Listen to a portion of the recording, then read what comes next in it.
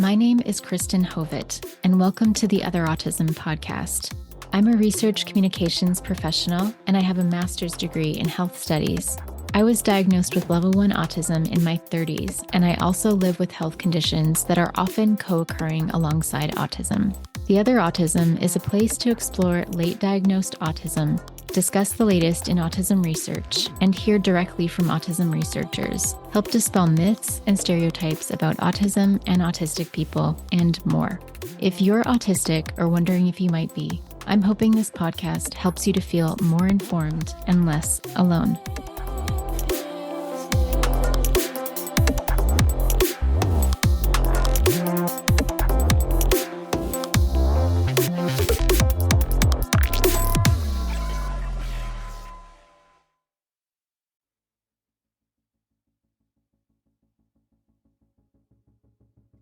Today, we're talking about autism in adults and my own story of getting diagnosed as autistic. I was super excited to receive questions from listeners, so thank you very much for sending those in. If you have a question, please check out the show notes for my email address.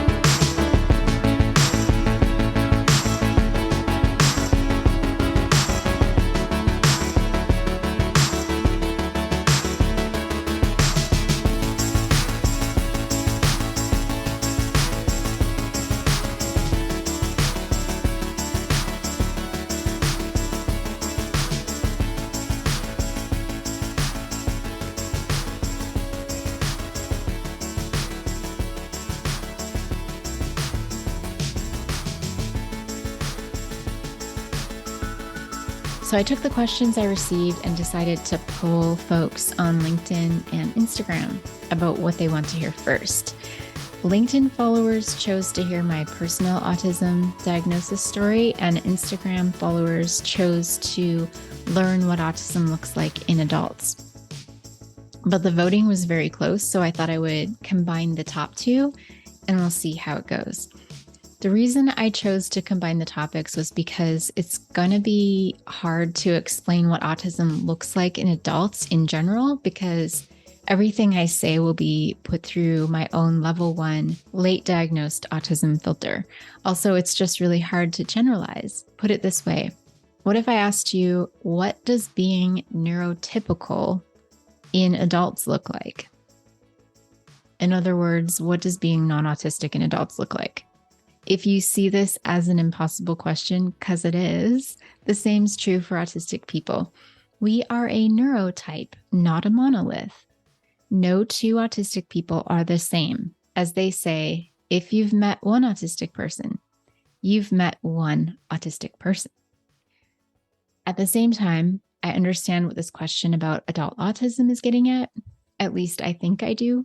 First of all, autism never just arises in adulthood. It is a neurodevelopmental difference or neurotype that a person either has or does not have from birth. Though autistic traits may not be detected until later childhood or adolescence or even adulthood, absolutely the person was always autistic. They just slipped through the diagnostic cracks, so to speak. Let me just say that I can't wait for the day when we no longer use language of diagnosis or disorder and other medicalized terminology when it comes to neurotypes. But I find that it's nearly impossible to speak about autism without using at least some of this kind of language, especially in the medical research world in which I work and play, because medical everything is one of my special interests. I feel that in some ways, I need to speak the same language that's currently used in autism scholarship. Otherwise, no one would know what I'm on about. In healthcare and research, it's important for people to be on the same page, at least somewhat, especially when it comes to how things are communicated. At the same time, I do try to push boundaries and challenge language when and where I can. You'll notice, for example, that I never call autism a disorder. I refuse to say autism spectrum disorder unless I'm quoting work from researchers that use this term. I call autism a neurodevelopmental difference or neurotype. There's also a good argument for actually maintaining some medicalized language due to the fact that many autistic people identify as being disabled, either due directly to being autistic or due to co-occurring conditions they might have. And there are many documented co-occurring conditions that people diagnosed with any level of autism can have, many of which are genetic in origin. So back to adult autism. When we say adult autism, we're often talking about late diagnosed autism, specifically autism diagnosed in adulthood. Because it's diagnosed late and not in early childhood, it's typically level 1 autism, as level 1 autism is often seen as more challenging to detect or diagnose. Level 1 autism used to be called Asperger syndrome or high functioning autism. There are 3 levels of autism currently in diagnostic criteria used today, and these levels have to do with how much support the individual needs. So level 1 is having low support needs, level 2 is having substantial support needs, and level 3 is having very substantial support needs. Individuals diagnosed with level 3 autism often have intellectual disability, require assistance with everyday functional tasks, and are not able to live on their own. All that to say, my focus here will be on level 1 autism in adulthood and late diagnosed autism. Those who reach adulthood without a diagnosis have the same possible set of traits that those diagnosed earlier have, but they tend to exhibit these traits in what's been called more mild ways, or they simply mask these traits.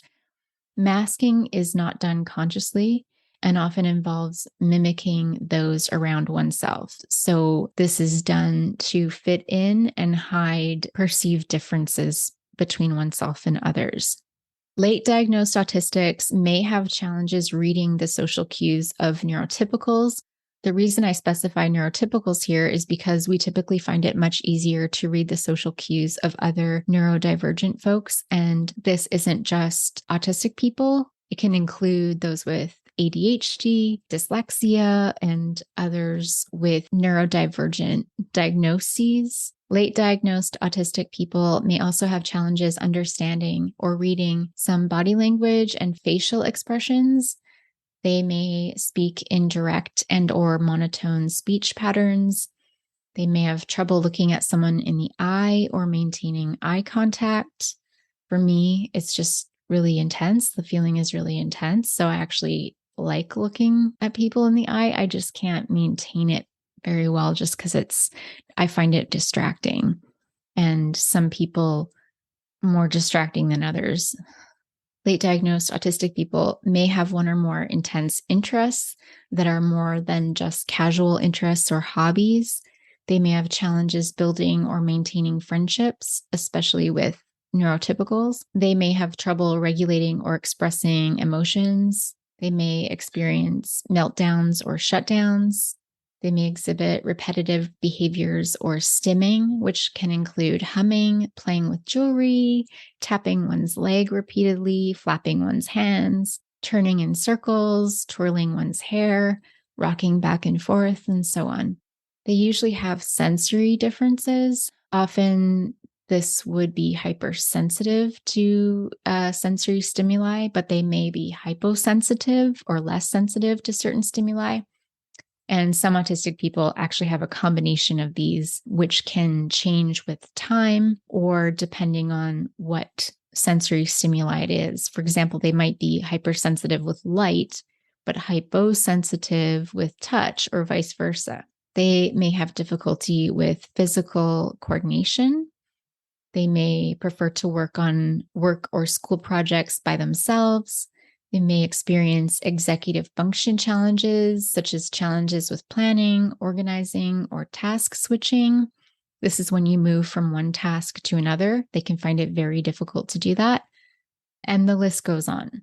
All of this is slightly complicated by the concept of the female autism phenotype, which has thankfully had a hand in challenging some of the specifics of the diagnostic criteria and forced a reevaluation of the autism assessment tools and measures currently used in autism diagnosis.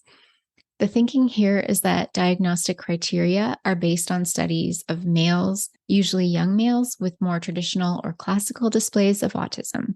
In other words, think of the stereotype of the highly eccentric autistic person, always male, who is a savant in a certain subject like medicine, space, or computers, talks like a robot, lacks basic empathy, and has major trouble connecting with other humans. Basically, think of major TV shows where there are autistic characters. The female autism phenotype has challenged that. There seems to be a subset of autistic people who are kind of like the opposite of the stereotype of autism, at least in some regards. So much so that diagnostic processes are likely to miss them. In other words, they might be ultra empathetic, have fewer social challenges, and may even be highly socially motivated, have fewer repetitive behaviors, and who struggle mainly with sensory differences, emotional regulation, and feeling and thinking intensely. This was initially termed the female autism phenotype because it was detected in many women who were diagnosed as autistic in their 30s, 40s, 50s, or even later.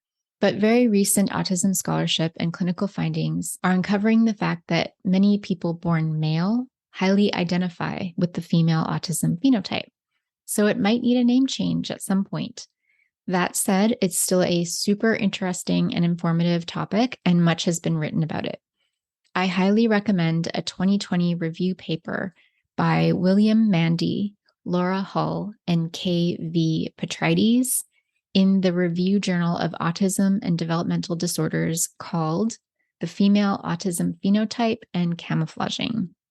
So now I'm going to switch gears and talk about a bit about my story. I'm going to leave whole portions out and just try to kind of concentrate on some of the things that I think are important to talk about here. Things I know have been experienced by other people who were also late diagnosed autistic folks. So as a baby, I was born premature with club feet and really bad colic that lasted for several months. I had to have surgery and casts and special shoes and braces, like leg braces or foot braces for my club feet. Eventually that was all taken care of. I was sensitive to things like grass on my bare legs, a feeling I still don't especially like to this day. I was fussy about certain textures and spoke very, very early. As a child, people would often comment that I was one of three things: too quiet, too goofy, or too intense. Rarely anything in between, and rarely anything in combination. And I took that kind of feedback as something bad about me, like I must have something really wrong with me if people comment all the time on these things. And I don't see it happening to others around me, like others around me aren't getting the same feedback constantly. So actually, recent years have been all about me trying to fully embrace and celebrate these attributes about myself without shame. This means diving into these traits, not trying to squelch them or hide them. And it feels good. I know for anyone, whether neurodivergent or neurotypical, being yourself feels good. It's also healthier than trying to suppress yourself and your sort of natural traits that you were born with. As a child, I also perseverated on things, including on memories, experiences, worries that would come up, even worries about death and dying, and especially deep concerns about my parents, pets, or friends dying. And not just the normal worry that I think all children feel at some point or various points, but the type that made me bite my lips till they bled and have persistent insomnia. I also felt everything extremely deeply. I showed intense empathy or empathic responses to the point where I walk into a room and instantly pick up what others are feeling, sometimes before the person feeling the thing even knows it or recognizes it themselves. While I say this stuff came up as a child, these things have never gone away. I'm still like this. So this is present tense as well as ways that I was as a child. I always felt like an alien, like I was too much in some way, too quiet, too intense, too emotional.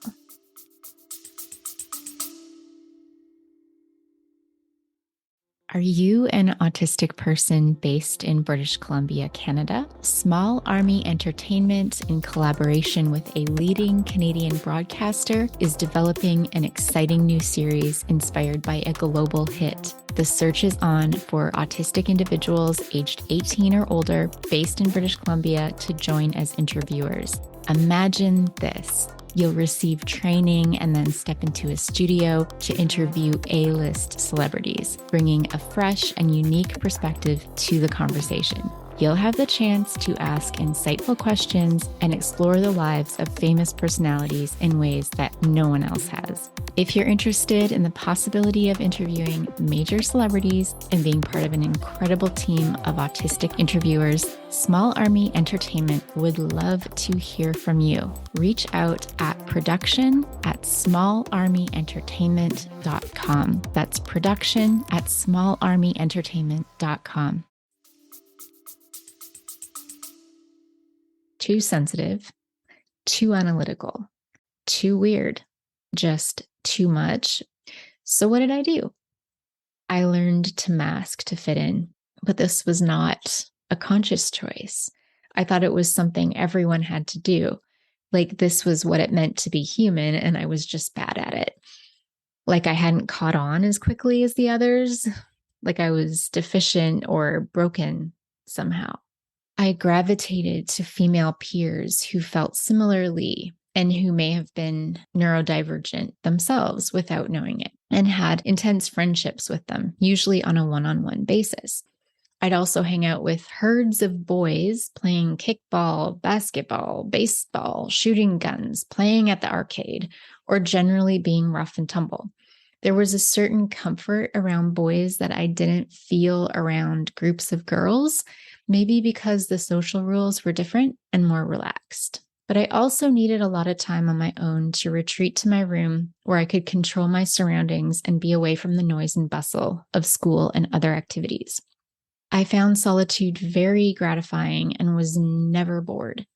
I had a rich imagination and inner life and could lose myself in whatever activity I was engaged in. I would sit and write stories or poetry for hours, draw and paint, play video games, do puzzles, or practice my instrument, which was a brass instrument called a baritone, very similar to a euphonium. I would also spend copious amounts of time outdoors by myself.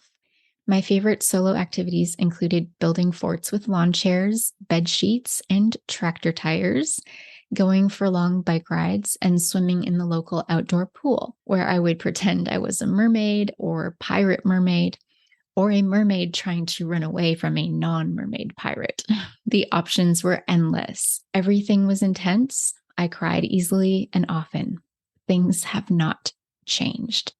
I still cry easily and often, and everything is still intense. I think when you grow up feeling like something's wrong with you and feeling like you have to apologize or make things right because you've annoyed someone or feel like you've annoyed someone, that it's a habit that even though, with my diagnosis, I have more self-compassion, way more understanding, and I can look back with a different lens. I found that very, very healing. But yet these old ways are, really hard to change and reprogram, I guess, when I should just be like, this is me, it's me, and it's okay. It's actually very cool. And we should celebrate differences. We should celebrate autistic traits because they're awesome. They really are. In high school, I gravitated to the same kinds of people that I did in elementary school. And because I was in Western Canada by that time, on the coast where it's very multicultural, I gravitated to refugees and immigrants, those with sometimes troubled pasts or something about them or their histories that made them decidedly different. Unlike many of my autistic peers, I was not bullied, except for one instance I can recall in junior high, shortly before I moved to Canada. Who knows if that situation would have continued had I stayed in North Dakota. All throughout my childhood and teen years, I was obsessed with reading, writing, learning, and music. I kept in touch with several pen pals, would write essays about animal biology for fun, stayed up super late reading, and played records, and I would watch the record spinning, specifically staring closely at the needle on the record player while the record was playing. I just found this so beautiful and relaxing. Hard to describe, but if you're autistic, I think you'll get it. Another thing I would do is obsessively switch between MTV, CMT, which was country music television. Country was really big where I was from, and VH1, and make mixtapes by recording songs from the radio. I still obsess about collecting music, but I've moved to Spotify, where they're called playlists instead of mixtapes. I can spend hours listening to music, especially in the car, where I can also feel the music pulsing through my body. Because of my sensory differences, I experience this as like pure bliss. And one reason I would never, ever wish to be so-called normal or non-autistic. So how then was I finally diagnosed as autistic? Well, I had a major health diagnosis in my mid-30s. And when that was resolved, I started therapy to deal with some of the fallout from that time. One day I was talking about some of my sensory issues and also some of my other challenges that I'd always taken for granted because they're all I know. And my therapist was like, "Oh, so you're autistic?" And I was like, "No."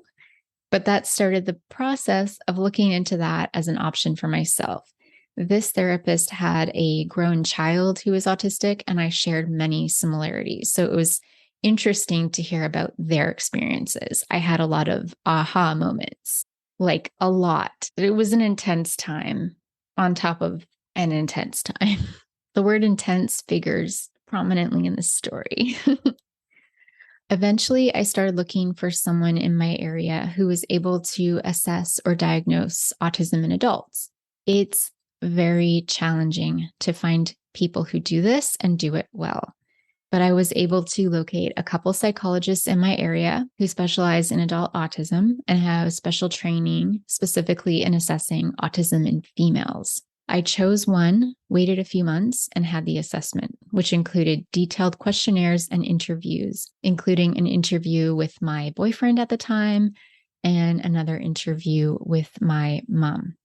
A few weeks went by. The psychologist compiled all of the information from the interview with me, the various questionnaires I filled out, and the other interviews, put it all together. And then I had another appointment with the psychologist where they told me that I was indeed autistic, diagnosed as level 1 autistic. It's really important to find a psychologist who is very up to date in their knowledge of autism. And this is even more important, I think, if you're female or identify in any way with the female autism phenotype. I suggest reading the psychologist's website, getting an idea for their training, even calling their office and asking them specifically what they think about female autism phenotype, what their experience is.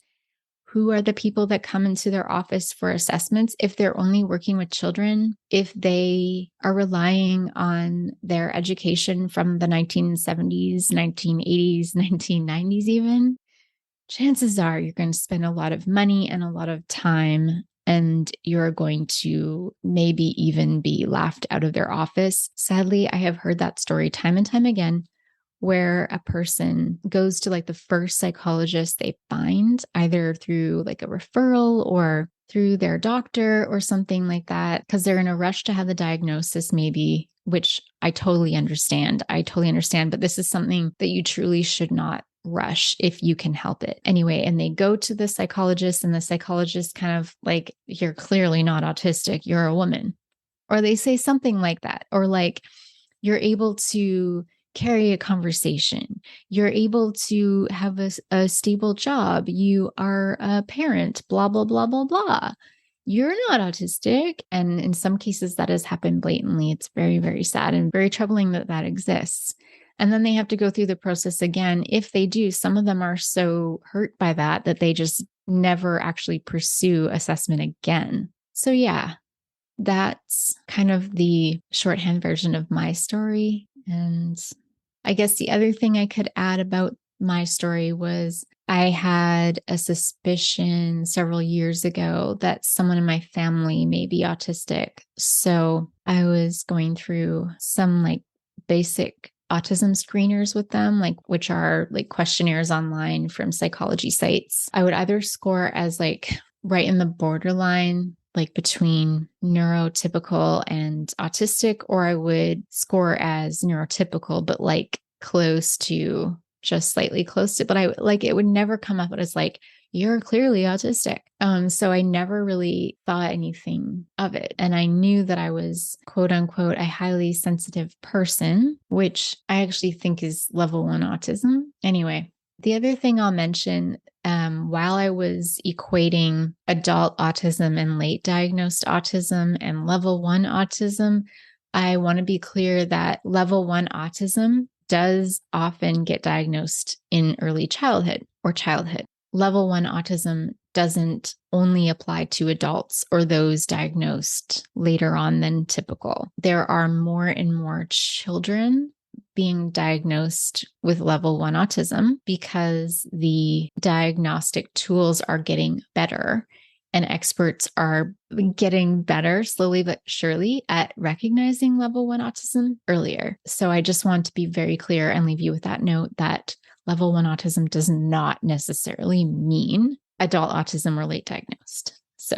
it's just more likely to be diagnosed later, especially in females or those who identify with the female autism phenotype. I think that's all I have for you today. Thank you so much for being here. Again, if you have a question, please email me. Email address is in the show notes. Until next time. Bye.